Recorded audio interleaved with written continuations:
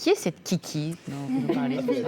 Eh oui, Kiki, son vrai prénom c'est Christelle Gob, et après 2 séjours, devinez où? Polynésie. Voilà, merci. Il y en a une qui suit.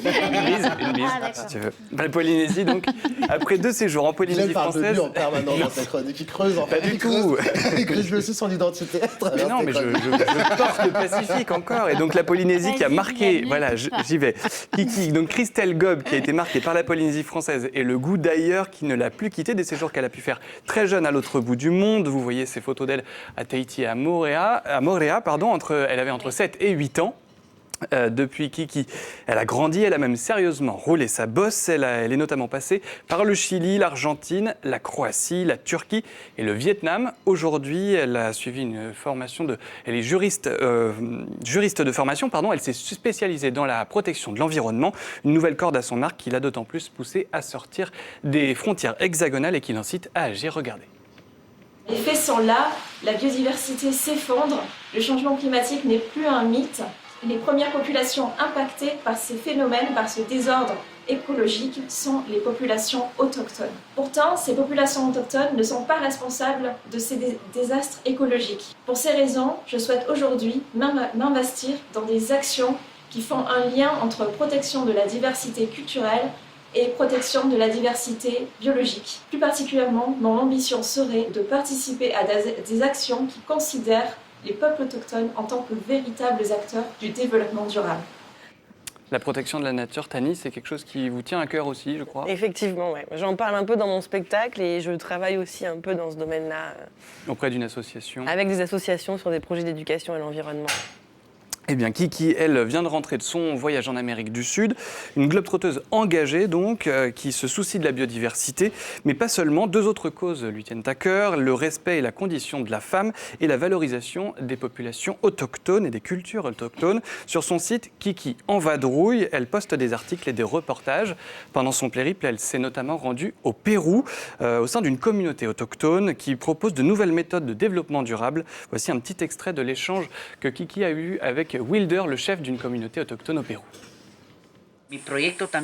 Mon projet était de construire des cabanons pour recevoir des touristes, avec pour thème le tourisme d'expérience. J'étais vraiment très heureux d'avoir réalisé ce concept.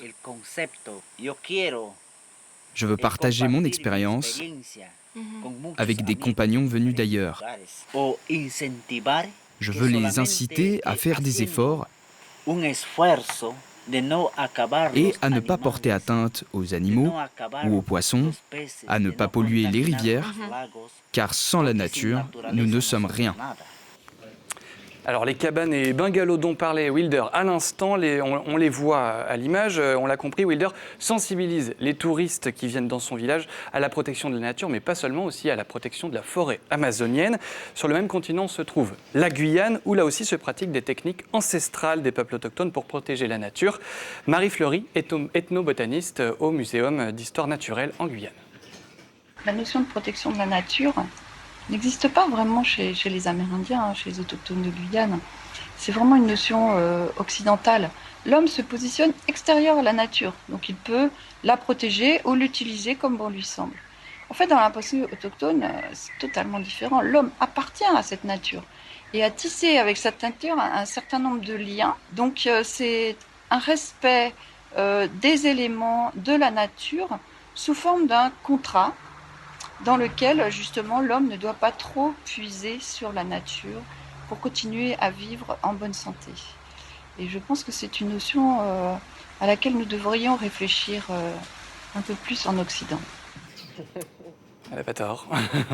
Alors Kiki, elle va à la rencontre de cultures méconnues, elle s'enrichit de nouvelles expériences et surtout donne de la visibilité au peuple autochtone. C'est ce qui la motive. Autre combat qu'elle mène donc pendant ses voyages, celui du féminisme. Kiki s'engage aux côtés des femmes en Argentine, un pays où l'avortement est interdit, sauf dans les cas de viol ou de mise en péril de la vie de la mère. Chaque année, environ 500 000 femmes passent ainsi à un avortement par un avortement clandestin, à défaut de pouvoir se payer une clinique cliniques privées, les femmes d'autant plus importantes pour la préservation de la biodiversité, car dans les cultures autochtones, ce sont les femmes qui transmettent les valeurs aux générations futures.